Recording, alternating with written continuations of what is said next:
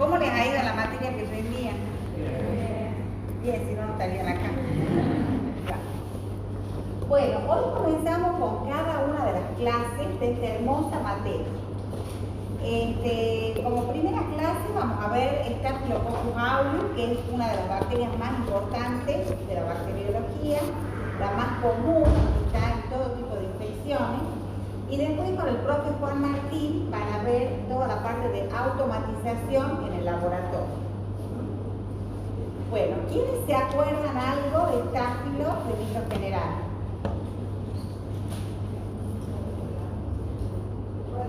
¿Qué es un bacilo, un coco, es gran positivo, es gran negativo? ¿Qué se acuerdan? Muy bien, es un coco gran positivo. Por eso vamos a ver la unidad temática 1, cocos gran positivo. ¿Qué queremos lograr en esta clase para que ustedes vayan incorporando los conceptos? Queremos que puedan reconocer las estructuras bacterianas involucradas en los mecanismos de patogenicidad de cada uno de los microorganismos que vayamos estudiando. Ustedes van a estudiar la fisiopatogenia. Analizar los mecanismos por los cuales el Staphylo puede causar enfermedad y la importancia médica de este microorganismo. Nos interesa mucho, más que sepan de memoria todos los factores de virulencia, que sí los van a saber y cuando menos se den cuenta los van a poder enumerar, porque es un ejercicio que uno hace todo el tiempo. No es que se sienten a estudiar una clase y de pronto se conocen todos los factores de virulencia, porque eso es imposible. Pero como ustedes algunos los van a ir detectando en el laboratorio, a otros los van a ir asociando concretamente con la fisiopatogenia, cuando menos se den cuenta van a incorporar todos los factores de virulencia y van a ver cómo se desencadena la enfermedad.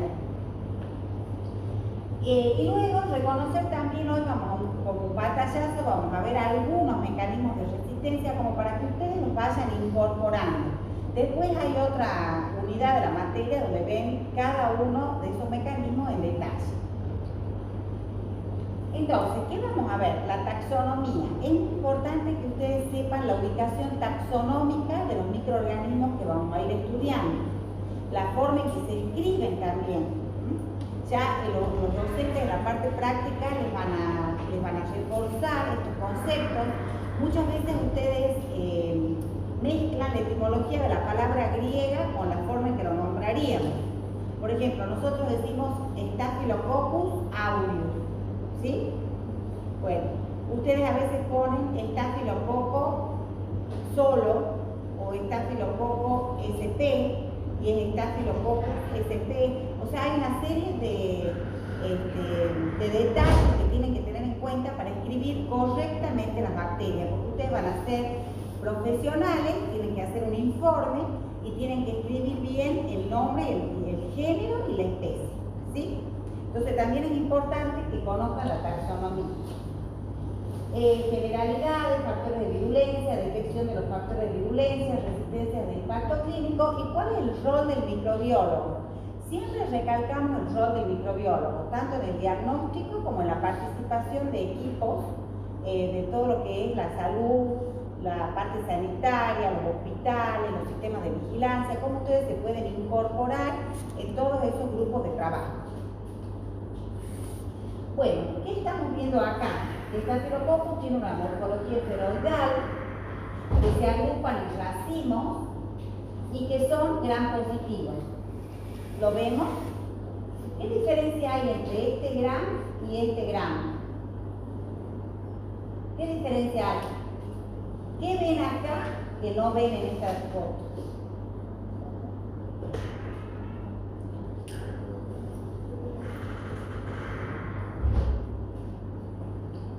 ¿Qué les parece? ¿Esto es una muestra o un cultivo?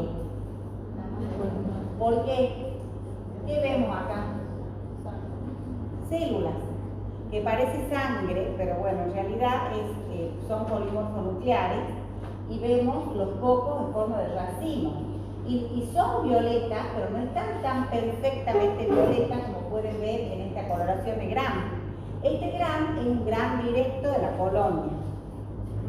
Cuando ustedes hagan un gram de la muestra, no siempre los microorganismos se ven perfectos, o no siempre se ven tan violetas perfectas como cuando hacen una coloración de gram de la colonia. Pero en ambos casos, ¿qué están viendo? Cocos agrupados en racimos y de color violeta. Y acá que vemos lo mismo, esto es una muestra, vemos cocos en cadena y acá vemos las cadenitas de coco de una coloración de gran de la colonia. ¿Sí? Bueno, hay una prueba fundamental que nos permite diferenciar estos cocos gran positivos, que es la prueba de catalasa. En base a la catalasa vamos a tener lo que son catalasas positivas, dentro de los cuales tenemos el género Staphylococcus, y lo que son catalasas negativas, que vamos a ver la clase que viene, que son el género Streptococcus. ¿Vamos bien? Bueno, un poco de historia. Fíjense que esta bacteria se descubrió hace muchísimos años, prácticamente en 1880. Un cirujano la descubrió cuando vio la supuración de una herida quirúrgica y le puso el nombre posteriormente, otro investigador, Rosenbach, le puso el nombre Staphylococcus.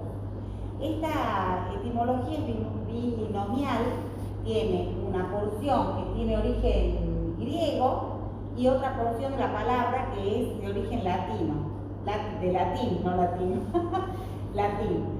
Staphylo significa racimo, coccus significa algo que es redondo en griego y aureus en latín significa dorado.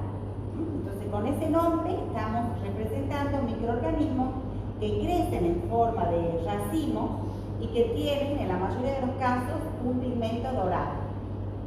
¿Sí? Eso para un poquito de historia para que se acuerden. Otra característica de esta bacteria es que pertenece al filo Firmicutes. Cutes viene de piel, de pared en este caso. Estos microorganismos se caracterizan por tener una pared celular gruesa. Es la gran diferencia entre cocos positivos y bacilos gram negativos, ¿recuerdan? Entonces cuando hablamos de Staphylococcus, de Streptococcus, pertenecen al filo Firmicutes. Bueno, si tenemos que definir a estos microorganismos y conocer su hábitat, es un microorganismo ubicuo, tiene predilección por la piel, por las glándulas cutáneas y por las membranas mucosas. Eso lo vimos la clase pasada, ¿recuerdan? Cuando veíamos la microbiota en las diferentes zonas del cuerpo. O sea, lo estamos repasando. Si ustedes se preguntan dónde me puedo encontrar con un estáfilo, en las glándulas sudoríparas, en las membranas mucosas, en la piel, en la orofaringe, en el tracto intestinal, podemos tener Staphylococcus. Son células esféricas de 0,5 a 1,5 micras, son inmóviles, estos microorganismos son inmóviles y son muy resistentes a pesar de que no forman esporas. Son anaerobios facultativos, catalasa positivo, tienen un metabolismo respiratorio o fermentativo, crecen en presencia de cloruro de sodio y a una temperatura óptima de 37 grados. Ya van a ver que en el laboratorio podemos utilizar medios de cultivo que tengan una alta concentración de cloruro de sodio para aislarlos y diferenciarlos de otros que no toleran esas concentraciones de sal. Pueden presentar pigmentos, son coagulasas positivas o negativas y están asociadas a numerosas patologías y presentan diversos mecanismos de resistencia a los antimicrobianos. ¿Por qué se disponen en forma de racimos? Porque se dividen perpendicular al último plano de división, como lo están viendo en esta fotografía muy didáctica. Se dividen en un plano, perpendicular, perpendicular y así sucesivamente hasta que forman un verdadero racimo. Como les decía, son microorganismos muy resistentes. Son uno de los pocos microorganismos no formadores de esporas que son capaces de sortear todo lo que significa las condiciones adversas en el medio ambiente. Por eso lo podemos encontrar en el suelo, en el agua. Son colonias de 1 a 3 milímetros, lisas, cremosas, opacas, convexas. Esto les traigo para enseñarles que ustedes van a tener en la guía de trabajos prácticos y en una cartilla de trabajo durante la práctica una tabla con las características de las colonias. Y para nosotros es muy importante que ustedes aprendan a observar las colonias. Entonces, si yo les digo que es una colonia lisa, ¿la ven lisa? Ahora me van a decir que sí, pero después cuando vean una rugosa van a poder decir con seguridad que esta sí es lisa. ¿Es cremosa? Sí, es cremosa. ¿Es opaca? Sí, porque cuando la comparen con una brillosa se van a dar cuenta que es opaca. ¿Y es convexa? Sí, porque cuando vean una colonia plana o con bordes festoneados van a ver la diferencia entre una colonia plana y una colonia convexa. ¿Sí? Entonces esto es a grandes rasgos para que ustedes vayan incorporando cómo es una colonia de estáfilo. Otro concepto importante que van a tener que estudiar con los chicos en la práctica es la diferencia de esas colonias según el medio de cultivo en el que ustedes estén sembrando. En el caso de sembrar en agar sangre puede tener o no hemólisis, y en el caso de sembrar en un medio de asida o en un medio nutritivo van a ver que puede en algunos casos desarrollar mejor el pigmento. Entonces son características que van a ir observando en la parte práctica. Bueno, los Staphylococcus los vamos a dividir en dos grandes grupos, esto ya lo deben haber visto en microbiología general, en base a qué prueba.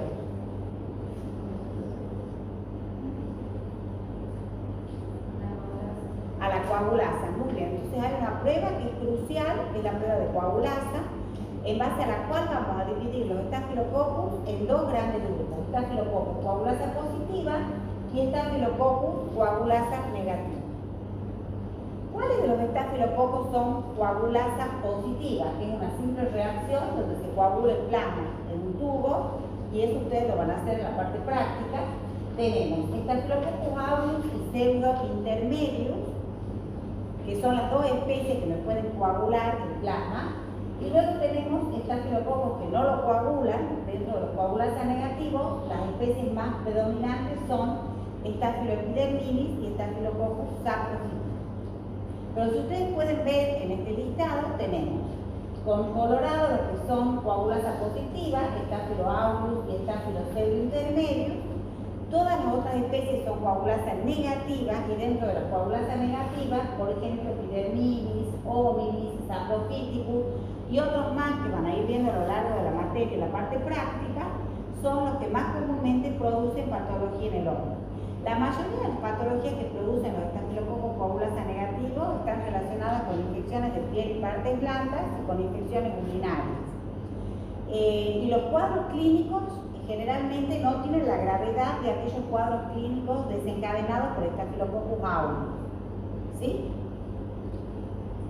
Bueno, ¿cómo es el genoma de Staphylo aureus? Para que ustedes entiendan que cuando uno estudia una materia, se sabe exactamente cómo están distribuidos los genes que codifican para distintas proteínas o distintos factores de virulencia, que están perfectamente estudiados y que nos hacen conocer exhaustivamente esta bacteria. El genoma de Staphylococcus aureus está totalmente secuenciado. La mayoría de las bacterias con las nuevas tecnologías de secuenciación de genoma completo están perfectamente secuenciadas. Entonces se puede conocer exactamente cómo es la distribución de genes en la bacteria.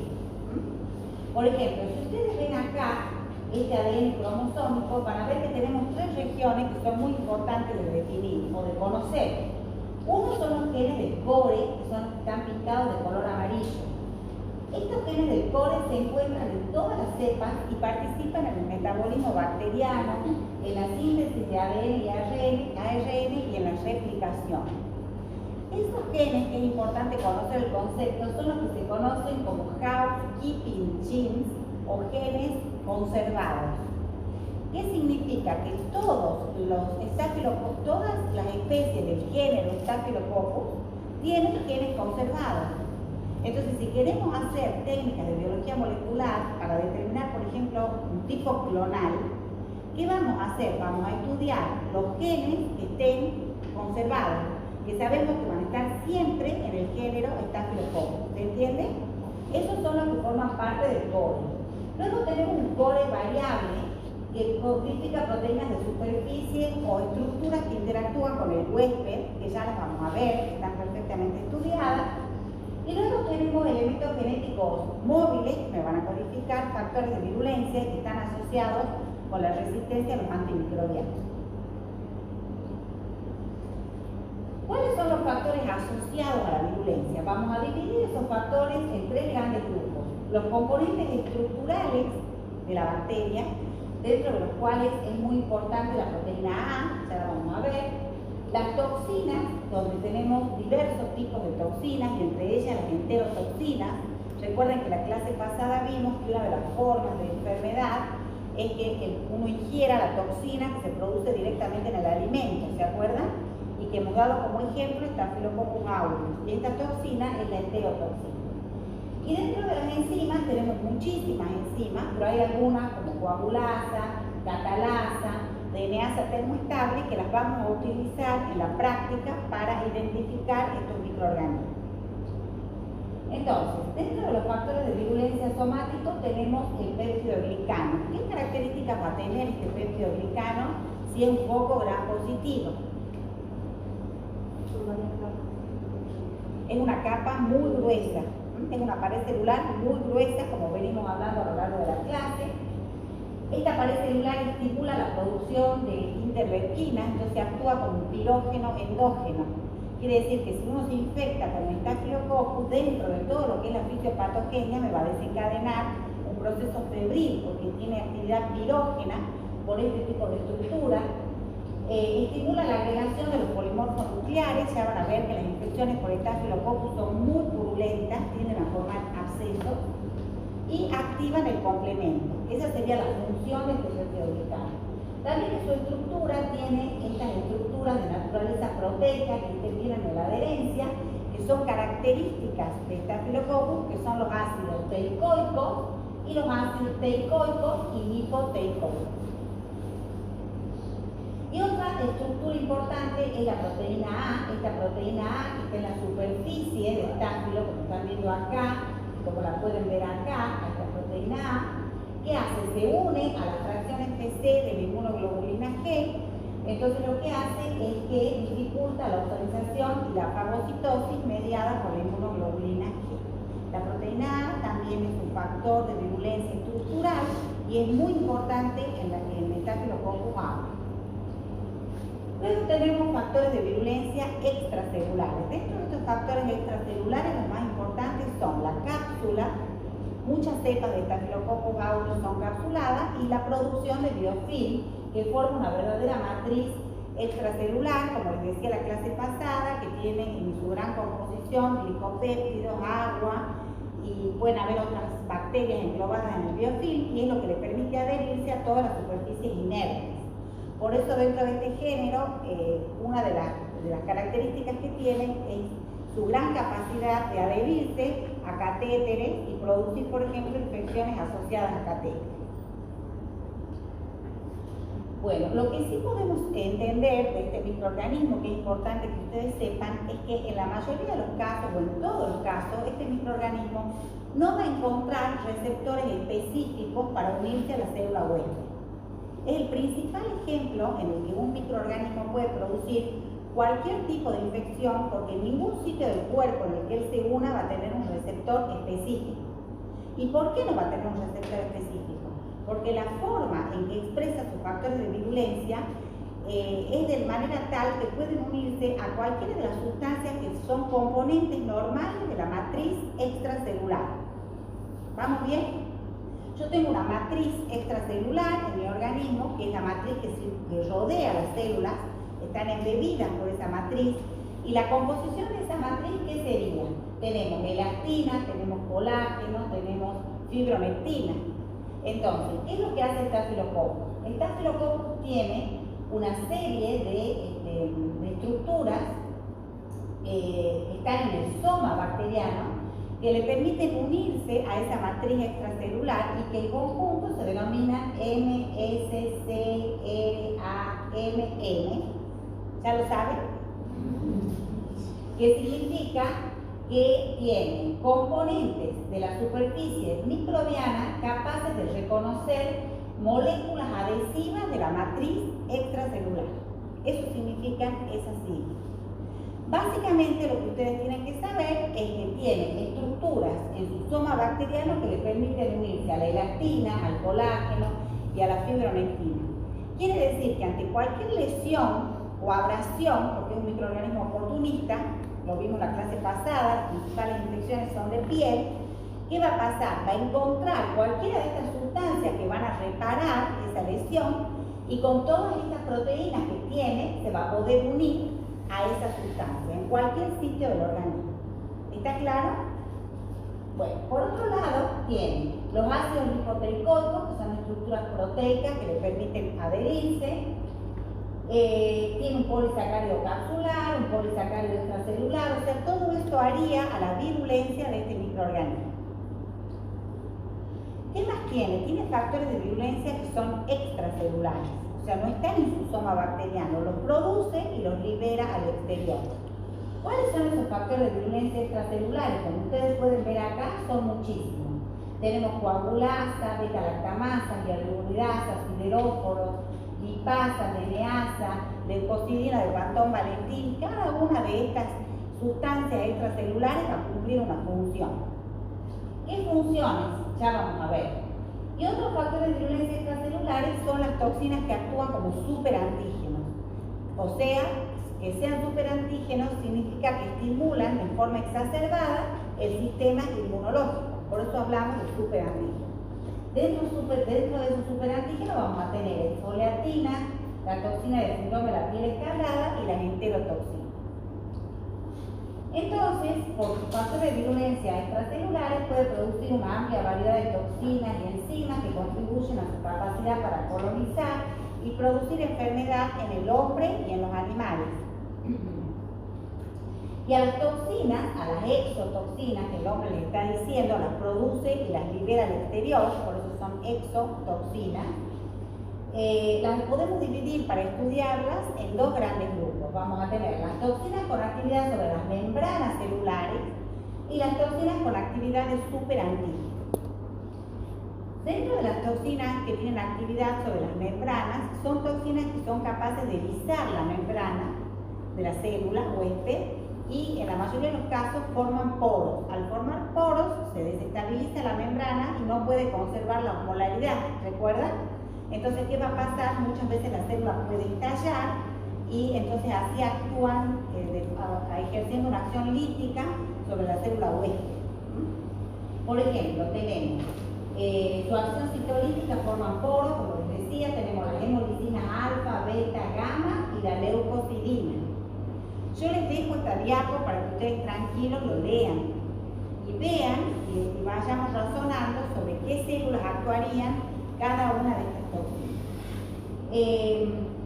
Luego hay otra toxina que es la leucocidina, que actúa sobre la membrana de los neutrófilos y los macrófagos y que es una toxina que durante muchos años se la relacionó directamente con algunas infecciones asociadas a estafilococos meticilinos resistentes de la comunidad, que vamos a ver ahora de qué se trata, pero ahora se sabe que estas leucocidinas pueden o no estar presentes, pero sí son un componente fundamental de las infecciones de piel y partes blandas. Están muy relacionadas con la invasividad de estafilo, porque al poder actuar sobre las membranas de neutrófilos y macrófagos son como mucho más invasivas en los tejidos del hombre. Bueno, luego dentro de las enzimas, ¿cuáles nos interesan? La coagulasa, como les venía diciendo, que es una proteína capaz de coagular el plasma, que es la que vamos a determinar en el laboratorio, y la estafiloquinasa, que disuelve los coágulos de fibrina. Eso en el laboratorio, como les decía, lo vamos a ver en tubo, lo vamos a ver en porta. Ahora, en el hombre, ¿qué les parece a ustedes? ¿Cuál sería la ventaja de que un estáfilo pueda producir coagulasa?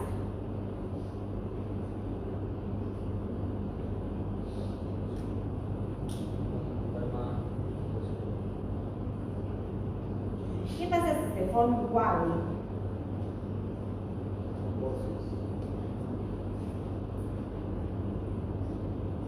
Bueno, si se forma un coágulo, la bacteria puede acantonarse y permanecer mucho tiempo adentro de su propio coágulo.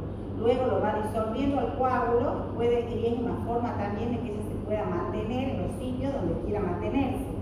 Entonces, una ventaja adaptativa que tiene en el cuerpo humano la capacidad de producir coagulasa y estafiloquinasa, porque así como la produce en el tubo y nosotros decimos, yo voy a hacer una prueba de coagulasa y a las 18 horas la tengo que leer, porque si no la estafiloquinasa me va a disolver el coágulo y no la voy a ver, lo mismo está pasando en el organismo, porque recuerden que estos son factores de virulencia que detectamos en el laboratorio porque son un importante factor de virulencia en la fisiopatogénica. ¿Se entiende? Bueno, tienen nucleasa para poder degradar el DNA y el RNA. Tienen lipasa que hidrolizan los lípidos, por lo tanto les permite su supervivencia en la piel. La clase pasada hemos visto que dentro de las barreras del cuerpo humano está la piel, y uno de los componentes de la piel son los ácidos grasos que ejercen una verdadera protección. Bueno, si el Staphylococcus tiene lipasa y degrada esos ácidos grasos, la piel en cierta forma va a perder su capacidad de protección. Tiene hialuronidasa, como les decía, rompe el ácido hialurónico y les permite diseminarse, y tiene otra enzima modificadora de ácidos grasos. Otra enzima importante es la catalasa, que hidroliza el peróxido de hidrógeno. Y bueno, y así van a ir viendo en esta clase cada una de las enzimas, que luego vamos a ir a muchas de ellas investigando en la parte práctica. Entonces, ¿qué es lo que está pasando con Staphylo? La clase pasada decíamos que una de las características de esta bacteria, ¿cuál es? En el cuerpo.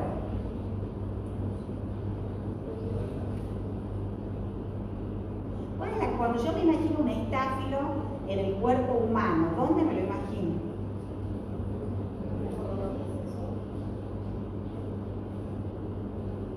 ¿Dónde? En las mucosas, muy bien. Entonces, como me lo imagino en las mucosas y en la piel, se sabe perfectamente que Staphylococcus aureus es capaz de colonizar la nasofaringe y el intestino. Desde esos lugares operaría Staphylo. Primero actúa como un colonizante y luego se puede transformar en una bacteria patógena. Entonces, en la zona de la orofaringe va a interaccionar, esto está perfectamente estudiado, con células del epitelio, con la capa mucosa, con la microbiota nasal y con las células inmunitarias, que es lo que veíamos la clase pasada cuando hablábamos de microbiota. Decíamos que la microbiota, de la cual Staphylo es parte, ¿con quién interacciona? Con las células del epitelio, con otras bacterias que puedan estar presentes y con las células del sistema inmune. Eso va a ser Staphylo en su colonización nasofaringe. ¿A quién se va a unir? A dos tipos de epitelio, según esté en la zona nasal o en la faringe posterior. Tenemos dos tipos de epitelio: epitelio estratificado, queratinizado, escamoso y no ciliado, o un epitelio columnar ciliado. Ese epitelio columnar ciliado es el que hablábamos también la clase pasada, que las cilias ejercen un movimiento que tienden a expulsar a las bacterias, en este caso del tracto respiratorio superior. Pero Staphylo tiene sus herramientas para unirse y colonizar y permanecer en la zona nasofaringe. En la colonización intestinal, lo mismo, va a interactuar con la capa de moco, con las diferentes células del epitelio intestinal, con la microbiota intestinal corresidente y con las células inmunitarias. Y me va a formar parte de la microbiota del intestino. Entonces, ¿qué significa? ¿Cómo sería esa aportación endógena? Y esa aportación endógena es un factor de riesgo potencial. Entonces, ¿qué va a pasar? ¿Cómo se va a diseminar una vez que colonizó? ¿Qué puede hacer Staphylo? Puede ingresar al organismo a través de contactos interpersonales, directos, productos alimenticios, traumatismo o cirugía. ¿Sí o no? ¿Puede? Sí, yo quería ver si estaba dormida. Bueno, entonces ingresa así. ¿Puede diseminarse a diferentes partes del cuerpo? Sí. La translocación entre estos diferentes sitios puede estar relacionada con cambios de la... ¿Por qué translocaría a diferentes sitios? ¿Qué me puede suceder para que eso suceda? Porque si no, se puede quedar en la orofaringe y en el intestino y permanecer ahí. ¿Pero por qué trasloca?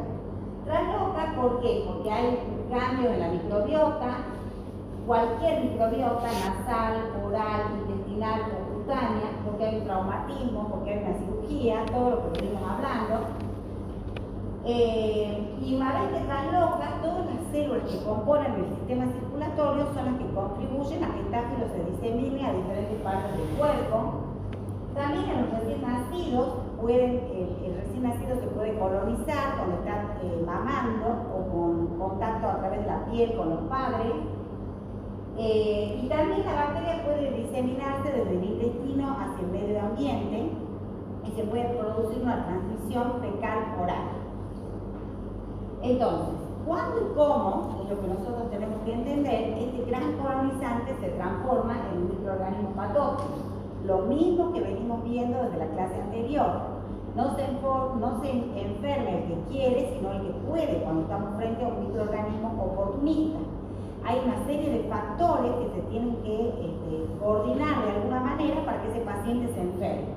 Va a estar lo inherente al huésped, paciente inmunodeprimido, abrasión, todo lo que venimos viendo.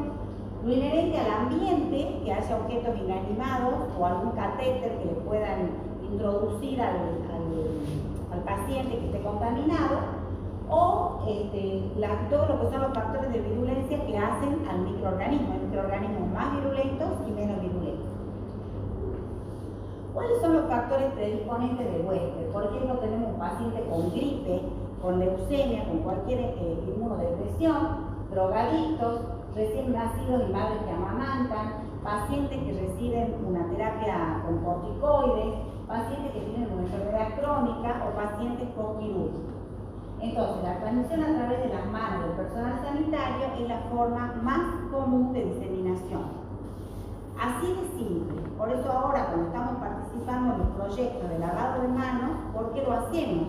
Porque sabemos que un simple lavado de manos evitaría la diseminación de estas bacterias resistentes a los antibióticos. Bueno, ¿qué enfermedades me puede producir Staphylococcus aureus? Me puede producir una infección directa a los tejidos, en la piel, en una infección directa. ¿Qué me puede producir? Foliculitis, impétigo, celulitis, ya vamos a ir viendo algunas más importantes. Me puede producir infecciones profundas, por ejemplo, si el paciente ha sido sometido a una cirugía. Me puede producir una infección hematógena secundaria o una infección directa, o sea, la puerta de entrada de la piel se disemina por sangre y llega a otro órgano. Y en esos casos me puede producir infecciones más graves como endocarditis, osteomielitis, meningitis, artritis, neumonía. Y también, como veníamos diciendo, me puede producir algunas patologías relacionadas con la producción de toxinas. Entonces, si nosotros le preguntamos, ¿Staphylococcus aureus es un patógeno oportunista? Sí. ¿Dónde reside? Ya sabemos. ¿Qué pasa? Puede estar colonizando y por qué situaciones se transforma en un patógeno. Porque cambia la microbiota, porque hay una iniciación, porque el paciente tiene está predispuesto, porque está inmunodeprimido, por ejemplo. ¿Y qué patología me puede producir? Estas. Es lo más importante que ustedes se tienen que acordar de esta. Me puede producir infecciones de piel y partes blandas, me puede producir dentro de esas infecciones que sean más profundas, puede viajar por la sangre, puede producir metástasis en otros órganos y infecciones más complicadas, o me puede producir algunas infecciones que están relacionadas con la producción de toxinas. Bueno, ustedes saben que en la piel, si hacemos un corte, tenemos la epidermis, la dermis, la fascia superficial, el tejido subcutáneo, la fascia profunda y el músculo. Si bien Staphylo, que comienza con una infección, a lo mejor simplemente de este folículo piloso y todo lo que es la parte superficial de la piel, tiene todas las herramientas, por todos esos factores de virulencia que venimos viendo, de ir ganando profundidad y llegar hasta el músculo y hasta el hueso y producir una osteomielitis. Por eso es muy importante no subestimar las infecciones por Staphylo aureus a nivel de piel, hay que darle un tratamiento correcto, porque es un microorganismo que puede ir invadiendo y llegar hasta el músculo o el hueso. Si tenemos una foliculitis simple, ¿qué estamos viendo acá? ¿Qué ven? Foliculitis, ¿qué significaría? Estamos hablando de una infección del folículo piloso. ¿Y qué vemos? Vemos pústulas superficiales localizadas alrededor de los folículos pilosos. ¿Alguna vez han visto algún tipo de infección así? Sí, todos alguna vez hemos tenido una foliculitis o hemos visto una foliculitis en otra persona, es una de las infecciones de piel más comunes. Otro tipo de infección también bastante común, sobre todo en los niños, es el impétigo. ¿Han escuchado hablar del impétigo? El impétigo se caracteriza porque se forman unas ampollitas a nivel, por ejemplo, de los niños, a nivel de los muslos. Esas ampollitas se infectan con estáfilo que comienza a producir pus y se comienza a sintetizar, a secretar una sustancia de tipo amarillenta. Alguna vez pueden haber visto que algunos niños tienen como esas ampollitas que se llaman melicéricas, que son amarillitas, porque tienen un líquido amarillento y están sobreinfectadas y están infectadas con estafilococcus. Es otro tipo de lesión muy característica. Cuando ya hablamos de una lesión un poquito más complicada, no solamente se afecta el folículo piloso, sino que también se afecta el tejido circundante. En ese caso hablamos de un forúnculo, y cuando varios forúnculos se unen y producen este tipo de infección, como están viendo en el cuello de esta persona, hablamos de un antrax o carbunco, que es una infección profunda, que tiene fiebre, dolor intenso y una cicatrización muy lenta por la gran cantidad de pus que produce este microorganismo. Ustedes van viendo la complejidad de las infecciones de pericarditis blanda. Comenzamos con una foliculitis, pero puede ir avanzando. También otro tipo de infecciones, estas bacterias tienden a formar abscesos. Muchas veces habrán visto ustedes que hay personas que tienen abscesos después de una inyección o porque esa persona ha sido sometida a una cirugía y se le forma un absceso en la zona donde ha sido la incisión, porque tienen la tendencia a formar, como les decía, mucha pus. También las mamás que están dando de mamar, se puede producir un absceso a nivel de la mama o también a nivel de las heridas quirúrgicas, como les venía diciendo. Cuando vamos avanzando en la complejidad, también el paciente puede presentar una celulitis. Acá ya me está afectando el tejido subcutáneo, penetran por cualquier abertura, las capas de la piel se enroquecen y se vuelven sensibles al tacto, tienen dolor, calor, eritema, edema, todos los signos de una inflamación. Cuando el tejido se infecta, se presentan muchos signos relacionados con la inflamación. ¿Cuáles son? Dolor, calor, eritema, edema, y aparte es un líquido que seguramente todo eso abajo tiene muchas veces una colección de pus. Seguimos avanzando. Si me afecta el músculo, me puede producir una fascitis necrotizante, y la fascia suele afectar las extremidades. Ven cómo esta persona está realmente complicada. Y bueno, es otra de las presentaciones que podemos tener en piel. El problema si en realidad sí es que me puede producir una infección de piel y que me puede ir avanzando dentro de las distintas capas y llegar al hueso, como les decía. Pero lo importante acá es que la piel es su puerta de entrada y que el estafilococcus tiene todas las herramientas para multiplicarse dentro de los polimorfos nucleares. Por eso que en los últimos trabajos de investigación a estos polimorfos nucleares se les puso el nombre de caballo de Troya. Ustedes saben lo que es un caballo de Troya. ¿En qué película lo vieron? ¿Ah?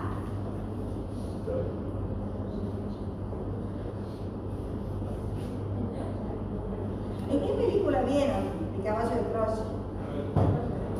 ¿Ah? En Troya. Bien. ¿Y qué pasaba? ¿Se acuerdan cómo era la película? Y la bacteria queda dentro de la neutrófilo, así se esconde y va levantando. Muy bien. Entonces el neutrófilo se transforma como una especie de bomba, porque tiene todas las bacterias multiplicándose adentro, y cuando quiere complicar una infección tiene todas las herramientas para hacerlo, y explota en el momento en que él decide hacerlo. Por eso es que ahora todo se refiere a que los polimorfos nucleares llenos de estafilococcus representan verdaderos caballos de Troya. ¿Cuáles son las funciones de los neutrófilos? ¿Por qué es que tiene tanta injerencia en el sistema inmunológico el hecho de que este microorganismo tenga esa capacidad? Acuérdense que los neutrófilos intervienen en la quimiotaxis, en la fagocitosis, en la producción de especies reactivas de oxígeno, en la producción de citocinas, en la secreción de péptidos. O sea, ninguna de estas funciones no están muy bien cumplidas si están el estafilococcus utilizando su maquinaria para multiplicarse él dentro del polimorfo nuclear. Entonces, ¿Qué pasa con con estáfilo dentro de un polimorfo nuclear? Es fagocitado por los neutrófilos, resiste la acción de las sustancias reactivas como la superóxido de dismutasa, resiste la acción de la lisocima porque produce cambios a nivel del ácido uránico, resiste los péptidos antimicrobianos, incrementa la carga positiva y disminuye la afinidad de los leucocitos por las bacterias. Todas estas son herramientas que tiene el estáfilo dentro del polimorfo para poder multiplicar. Bueno, este es otro paper donde nos vuelve a repetir todo lo que venimos viendo, cómo penetra, cómo se disemina, cómo llega a los diferentes órganos. Les dejo el paper para el que tenga la inquietud de leer. Hemos dicho que otra de las infecciones muy importantes son las infecciones asociadas a catéteres. Como el catéter es un dispositivo que tiene una estructura de tipo poliestireno, plástico, el estáfilo que produce biofilm se puede unir perfectamente al catéter. Lo puede hacer en su parte externa por la producción de biofilm o lo puede hacer en su parte interna. Y ya van a ver en el laboratorio cómo vamos a identificar esas infecciones, si están o no están asociadas a catéteres, porque muchas veces determinar si están o no están asociadas a catéteres es una gran herramienta que tenemos, porque muchos catéteres no se pueden retirar. Hay pacientes oncológicos que tienen un catéter permanente por el que se les pasan todo lo que es la droga para la quimioterapia, y en esos pacientes sería realmente muy poco práctico o muy riesgoso estarles retirando el catéter. Entonces ya van a ver que el estáfilo es uno de los principales agentes etiológicos de las infecciones asociadas a catéteres, y que ustedes tienen herramientas para determinar si realmente es el catéter o no lo es. Y en base a eso el médico tendrá el criterio si lo tiene que retirar o no lo tiene que retirar.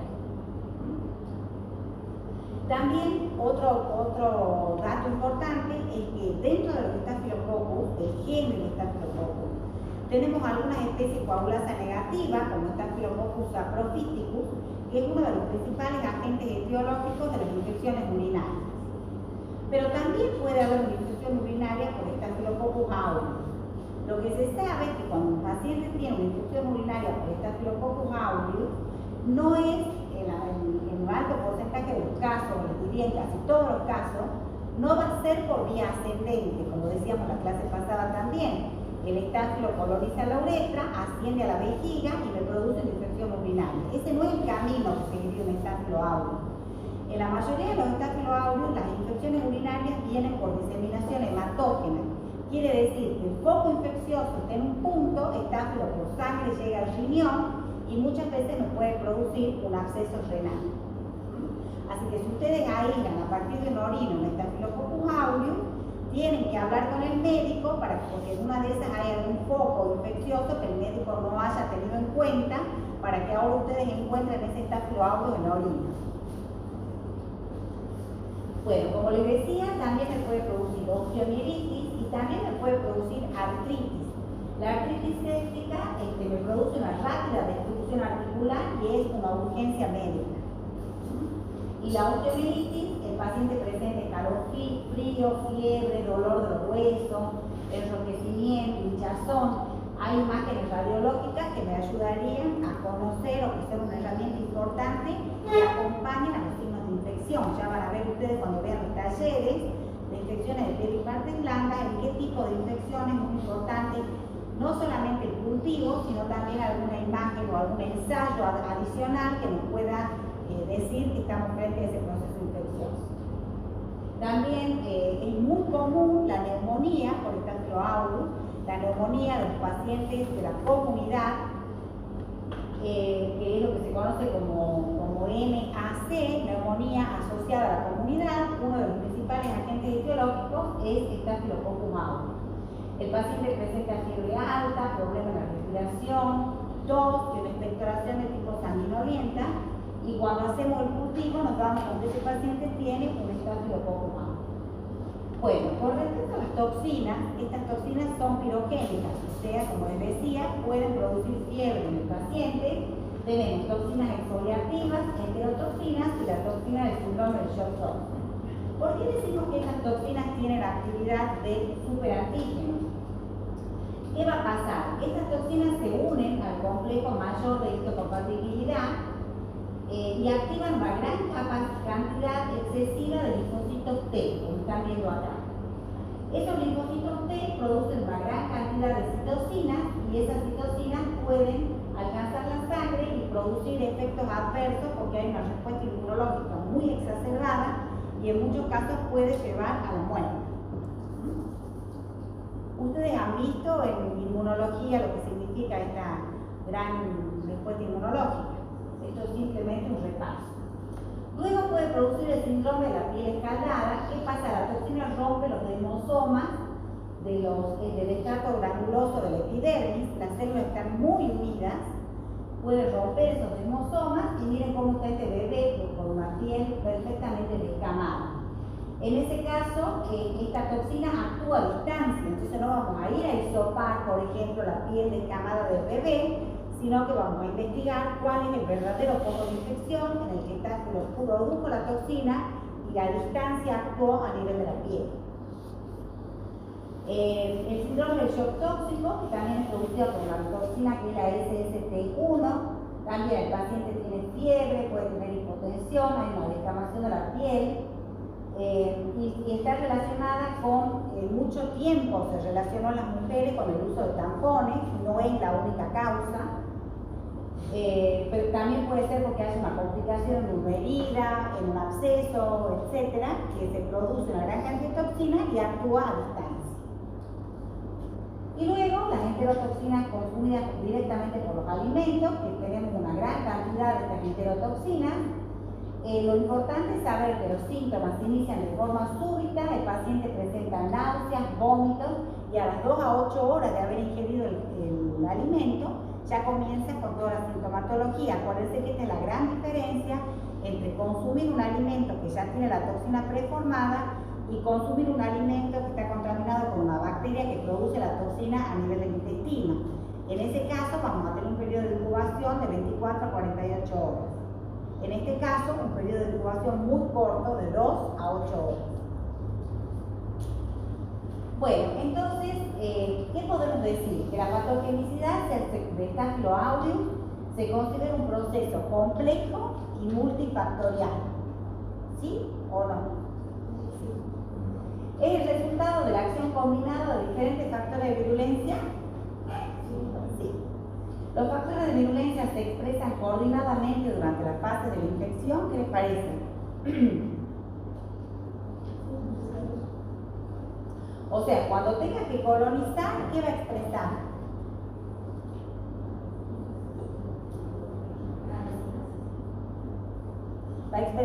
Va a tener muy bien expresados todos los factores que interfieren en la adherencia. Los ácidos teicoicos, los lipoteicoicos, las proteínas que forman parte de ese complejo MSC, que se tiene que unir al colágeno, todo eso está relacionado con su colonización. Luego va a tener que evadir las defensas del huésped, verá con qué factores de virulencia lo logra, se va a tener que multiplicar, se va a tener que diseminar y otro factor muy importante en el Staphylococcus es su capacidad de persistir. Es una bacteria que tiene una plasticidad genética tan enorme que tiene la capacidad de persistir dentro del organismo y reinfectar cuando encuentre el momento adecuado.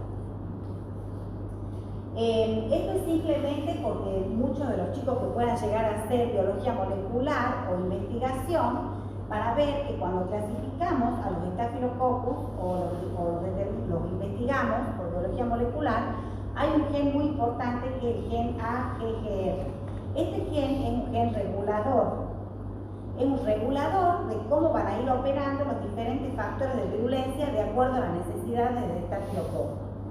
Este operón consta de dos unidades que se denominan RNA2 y RNA3. La RNA2 tiene 4 genes, como ustedes están viendo acá. Este gen AGRD exporta una sustancia que se llama AGRD y este AGRD es un precursor del péptido inductor. Cuando nosotros en la clase pasada hablábamos de quorum sensing, ¿recuerdan? Decíamos que las bacterias tienen sustancias químicas que permiten censar la densidad de la población.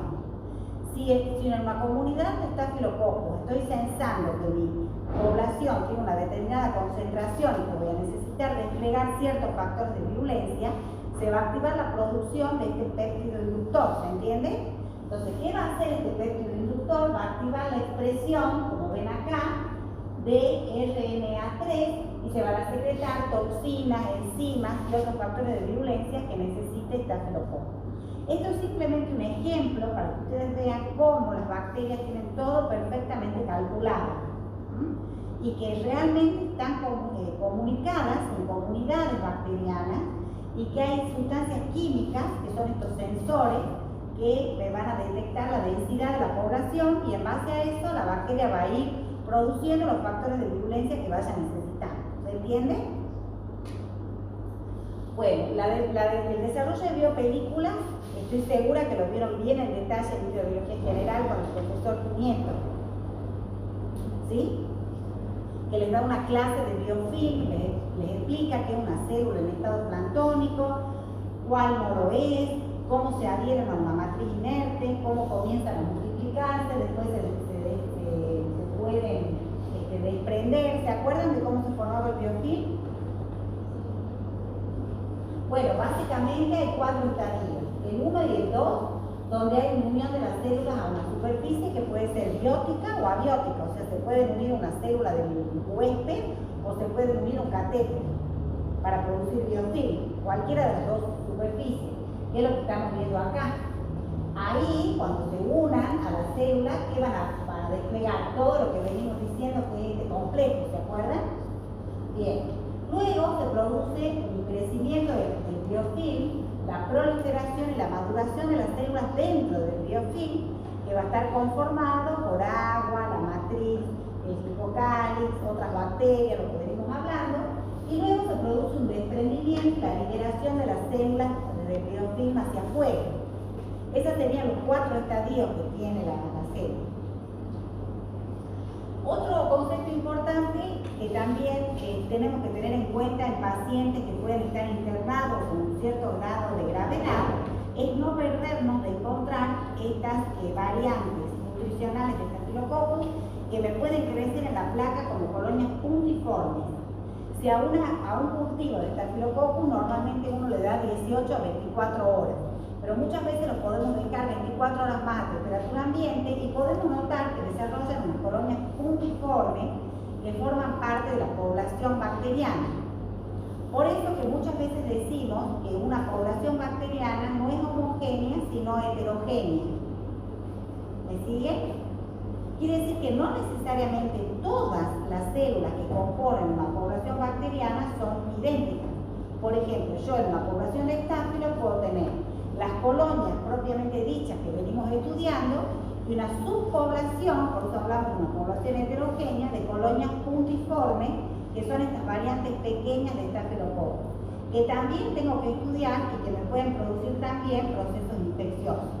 Por eso es que es importante tenerlos en cuenta.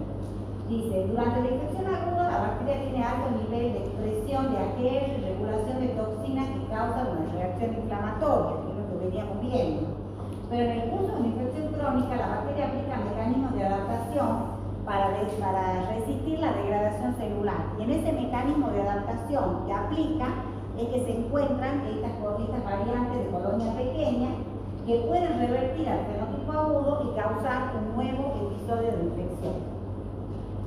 O sea que estas variantes de colonia pequeña son las que están íntimamente relacionadas con la persistencia del estafilococo en las infecciones crónicas.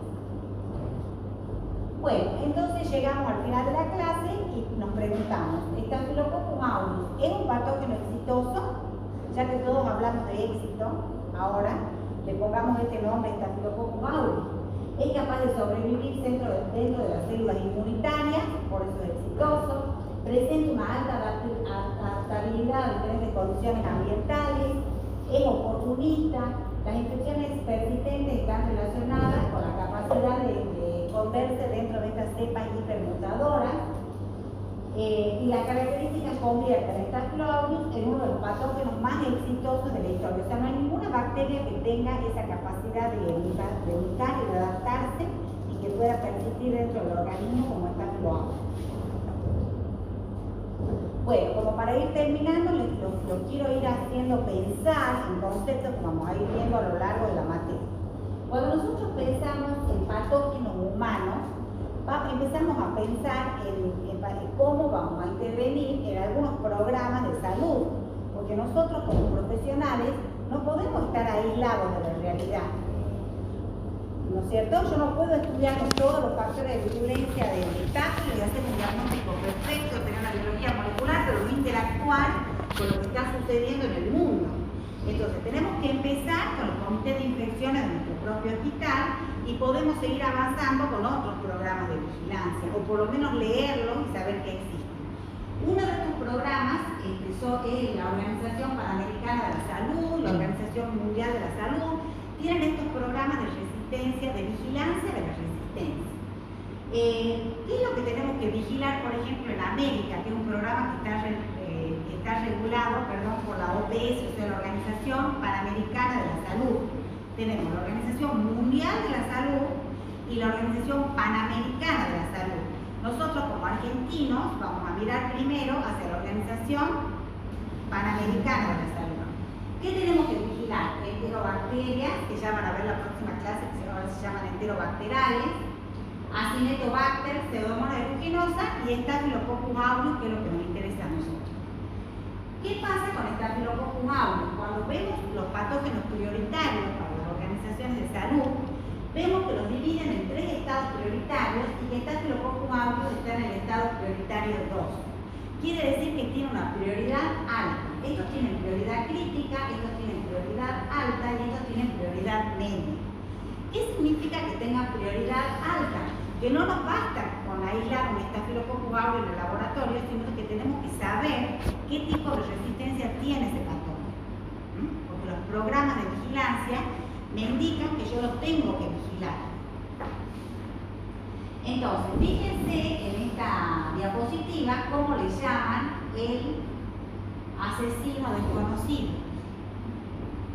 El nombre es un poco tétrico, pero realmente es un asesino desconocido porque con toda la batería de factores de virulencia que tiene, si adquiere mecanismos de resistencia, muchas infecciones son muy difíciles de combatir. ¿Sí? Entonces tenemos que saber eso, no solamente que lo tenemos que identificar y estudiar, sino que también vamos a tener que conocer sus mecanismos de resistencia. Les voy nombrando para que ustedes lo vayan incorporando. Dentro de la resistencia de Staphylococcus aureus está la meticilino resistencia, que ya van a ver en la clase de antibióticos en qué consiste. Cuando la bacteria tiene meticilino resistencia, las siglas que utilizamos son MRSA. O sea, hablamos de Staphylococcus aureus meticilino resistente.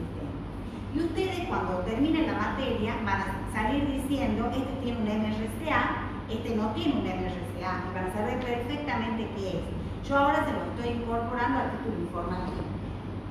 ¿Qué significa meticilino resistencia? Es una bacteria que ha sufrido una mutación a nivel de los receptores de los beta-lactámicos y de esa manera ningún beta-lactámico encuentra su sitio de unión. Por lo tanto, es una bacteria que va a ser resistente a todos los beta-lactámicos, salvo algunas excepciones que vamos a ver más adelante. ¿Y por qué tiene tanta importancia que sea resistente a los beta-lactámicos? Porque los beta-lactámicos son antibióticos que tienen un amplio espectro y son muy poco tóxicos. Entonces son antibióticos que se utilizan muchísimo para el tratamiento. Que una bacteria sea resistente a los beta-lactámicos muchas veces nos puede complicar. No siempre, pero nos puede complicar. ¿Sí? ¿Dónde vamos a encontrar, que es lo que ustedes tienen que saber, esos Staphylococcus MRSA? Porque cuando ustedes piensen en una muestra clínica que les llega al laboratorio o en un sitio en el cual ustedes están tomando la muestra, ya no van a pensar solamente en un estáfilo, van a pensar en un estáfilo meticilino resistente, que es lo que realmente queremos, nosotros lo queremos encontrar, no es lo mejor encontrarlo. Pero en la mayoría de los casos, porque ya el porcentaje de resistencia es altísimo, no solo van a encontrar un Staphylo aureus, sino un MRSA, un Staphylo aureus meticilino resistente, ¿entienden? ¿Dónde lo vamos a encontrar? Pueden estar asociados a la comunidad. Mucho tiempo se pensó que estas cepas eran intrahospitalarias, pero ya sabemos que no. asociado a los hospitales a bacteriemia, sepsis y herida quirúrgica. O sea, cuando tome un hemo voy a decir, puede tener un MRSA.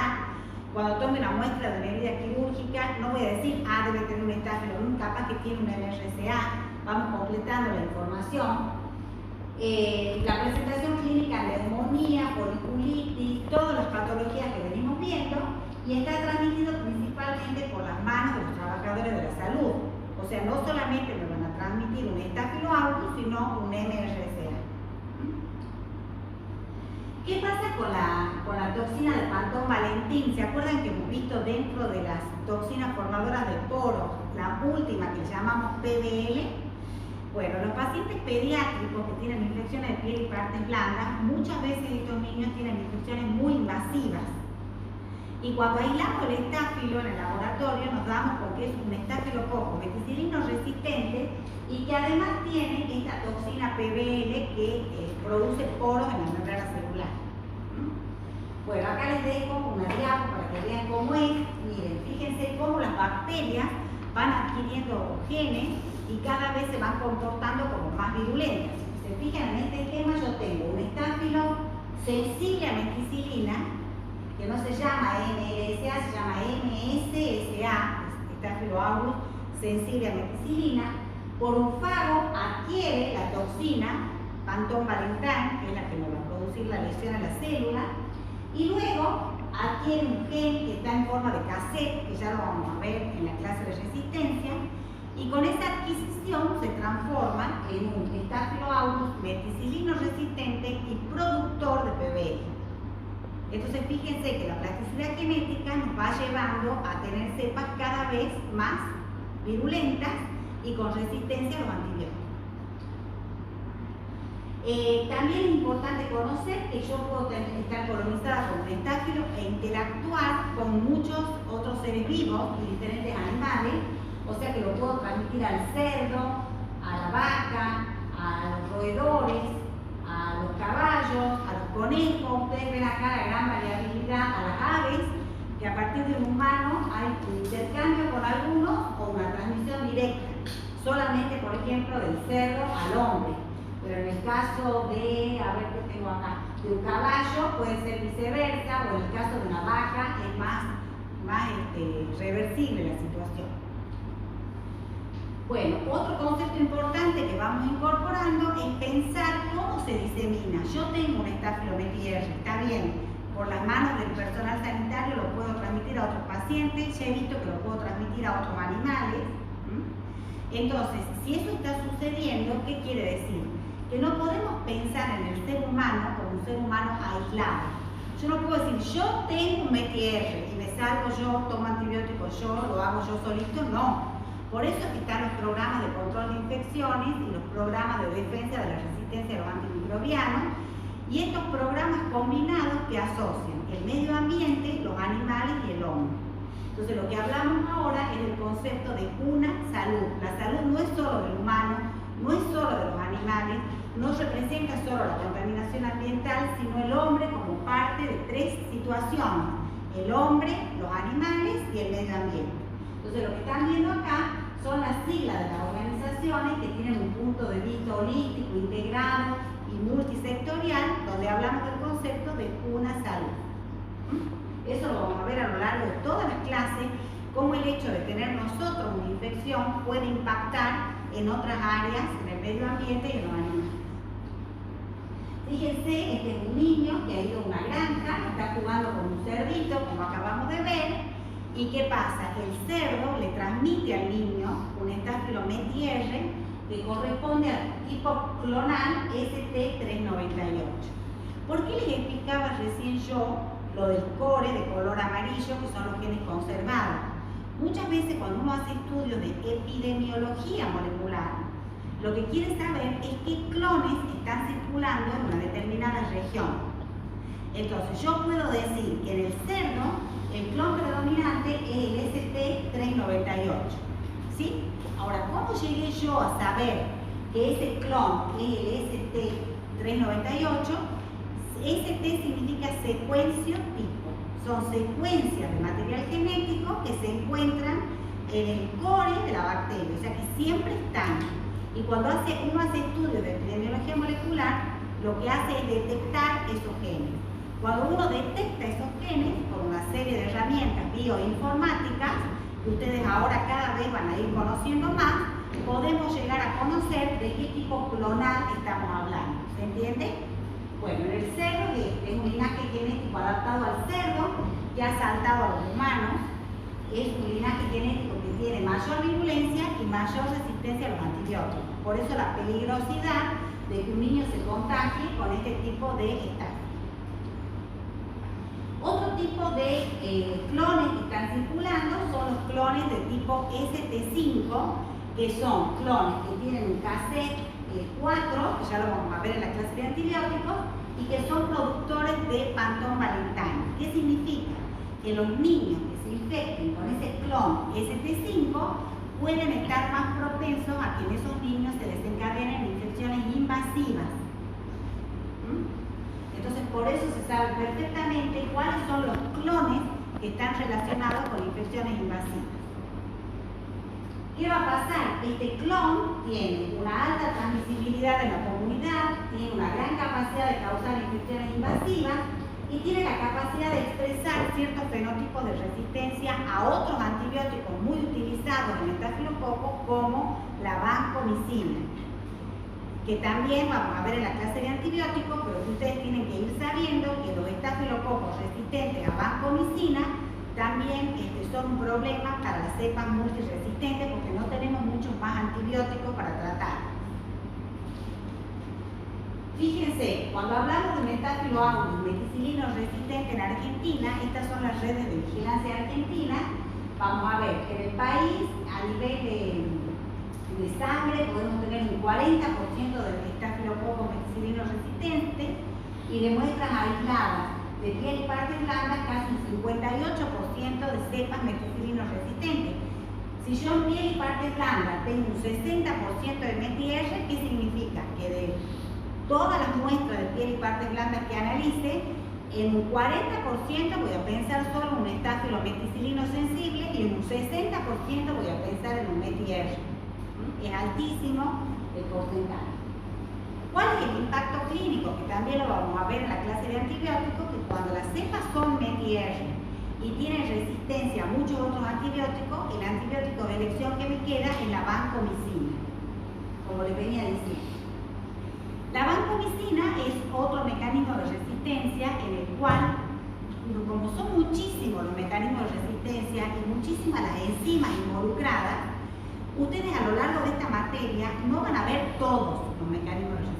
Los que van a ver son los mecanismos de resistencia que tienen impacto clínico y van a aprender a razonar las diferentes situaciones. Por ejemplo, cuando yo recién les expliqué que puede haber un estafilo METIR, que hemos dicho que hay una mutación en una proteína que es donde se unen los antibióticos. Entonces, como la unión es llave cerradura, al haber una mutación, un cambio conformacional, el antibiótico no se une. ¿Se acuerdan? Bueno, ese es un tipo de mecanismo de resistencia. Otro tipo de mecanismo de resistencia que pueden tener en estáfilo es lo que se conoce como trampa de afinidad. En vez de que haya una mutación a nivel del sitio blanco, se producen sitios blancos falsos. Y por eso se llama trampa de afinidad. Fíjense cómo las bacterias generan herramientas para sortear los antibióticos. Entonces, al producir estas trampas de afinidad, que se las voy nombrando, pero las vamos a ver en la clase de antibióticos, ¿qué pasa? El antibiótico se une a un sitio blanco falso y por lo tanto no puede ejercer su acción. Eso básicamente es el concepto de una trampa de afinidad. Entonces, si lo que normalmente hace un antibiótico como la vancomicina es unirse a ciertos aminoácidos como la D-alanina, lo que hace la bacteria es producir muchísimos dímeros de alanina en una zona que no es la zona correcta. Entonces viene el antibiótico y se une, pero no puede ejercer su acción. En ese caso vamos a tener cepas resistentes a vancomicina y tendríamos que ver con qué antibióticos se las podría tratar. Bueno, para que ustedes vean la importancia del lavado de manos, que es la principal herramienta que tenemos, porque ya no tenemos muchos más antibióticos nuevos, El 2 de octubre es el Día Mundial de la methicillinoresistencia porque es realmente una problemática que nos afecta a todos. Entonces ya tiene su Día Mundial. Bueno, ¿cuál sería el rol del microbiólogo? ¿Qué tienen que hacer ustedes desde el laboratorio para este tipo de infecciones? Colaborar en el entrenamiento del personal de salud. Cuando ustedes estén de guardia, ahora como estudiantes, cuando se reciban y vayan a trabajar a las clínicas, a los hospitales, a los CAPS, en cualquier lugar donde ustedes interactúen con el personal de salud, tienen que colaborar en ese entrenamiento. Tienen que participar en las campañas de concientización y entendimiento del problema, que es lo que nosotros hacemos desde la cátedra. Ya en alguna de las próximas clases los chicos les van a explicar bien, porque ustedes acuérdense que ahora tienen que hacer prácticas sociales educativas, en las que pueden sumarse a una línea de extensión de alguna materia. Por ejemplo, nosotros estamos trabajando en algunas líneas y una de esas es esta, es disminuir, participar en las campañas de concientización y entendimiento de la resistencia a los antimicrobianos. Lo hacemos, lo venimos haciendo, acá lo tienen al profe Juan Martín y a la profe Carolina, que como les decía ahora tiene dengue. Bueno, ellos toman muestras, participan en los programas de lavado de manos, concientizan a la gente, a las personas que están en los hospitales, tenemos una excelente acogida, se implementan los planes estos de sanitización y lavado de manos a todo el personal. Así que bueno, realmente es muy lindo lo que estamos haciendo. Si se quieren sumar, después los chicos les pueden explicar. Bueno, y llegamos al final, como siempre, al diagnóstico de laboratorio. Como venimos viendo, ¿qué hacemos? Muestras, cultivos y distintas herramientas. Podemos hacer propiedades bioquímicas básicas o galerías API, que ya las vamos a ver. Podemos trabajar con sistemas automatizados para identificar el estatus o su prueba de sensibilidad. Podemos aplicar proteómicas si tenemos acceso a un monitor, que ahora les va a explicar el profesor, y podemos hacer antibiogramas por métodos manuales o automatizados y llegar a identificar todo esto de lo que venimos hablando. ¿Tienen alguna duda? Bueno, listo.